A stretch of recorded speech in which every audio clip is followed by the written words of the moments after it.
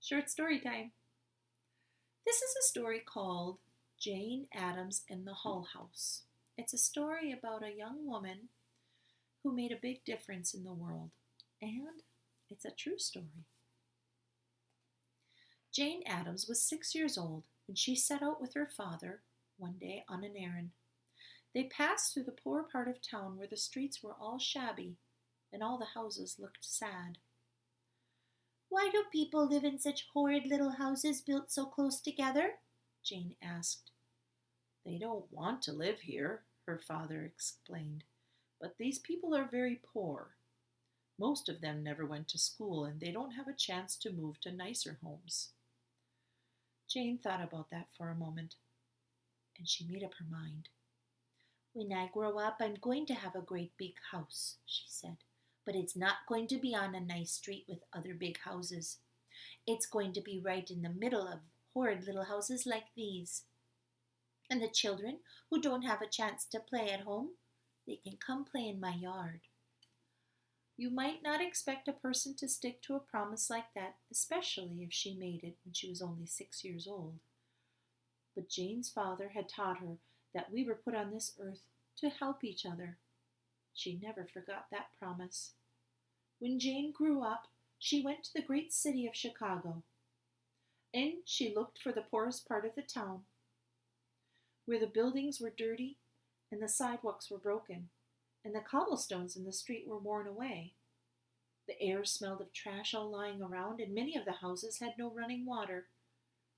In the middle of this dingy neighborhood, Jane found an old brick mansion with wide, friendly porch. As soon as she saw it, she knew it would be her home. Many years before, a man named Charles Hull had built it, so the so the name of the place was Hull House. Jan began cleaning up the old place and turned it into her home. She scrubbed the floors and she hung pictures on the wall. Her friends were horrified. They warned her not to move into such a dirty, run-down neighborhood. But Jane knew it was a place where she could do much good, and it wasn't long before some of her friends came to join her. Some of the neighbors did not know what to make of these clean, well-dressed young ladies who had moved into the Hull House. What did they want, and why in the world had they come there, when they could live in such a much nicer place? At first the neighbors kept their distance, but soon they noticed the warm smiles of the ladies sitting in the big friendly porch. They began coming up to the steps and saying hello. Before long, Jane and the ladies of the Hull House were making friends. Every day she sat on her porch. Jane saw little girls and boys running in the crowded streets. Their mothers and fathers had worked all day, and the children had no place to go. Jane knew they needed a good friend, so she told their parents that she would look after them. Before long, the Hull House was filled with the sounds of babies laughing and children playing in the halls. Jane knew that the boys and girls needed and liked to be outside, and it made her sad to think that the only places these children had were the streets. When she got a man who owned some buildings to knock them down and build a playground in their place, she had promised her father that many years before that children would come and play in her yard, and now her promise was coming true. One evening, her and her friends gave a party for their neighbors at the Hull House, and they had candy for all the children.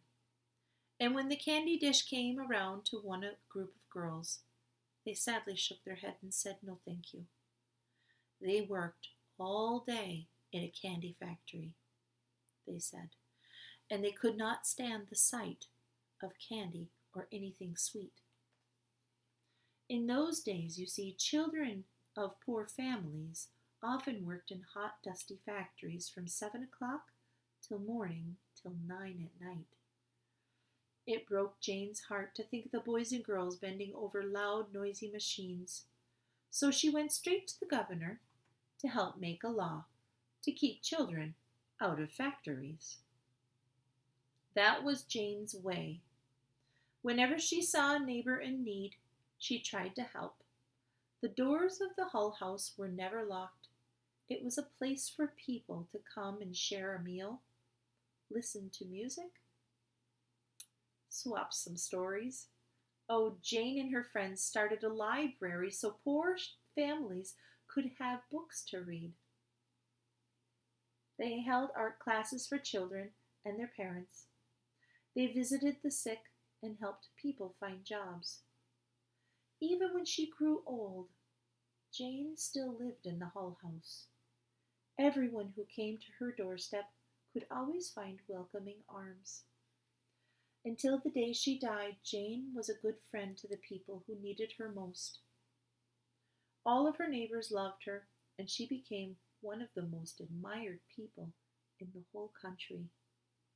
Jane Addams had made a promise to her father, and she kept it. She turned a great big house into a home that made a world a better place to live.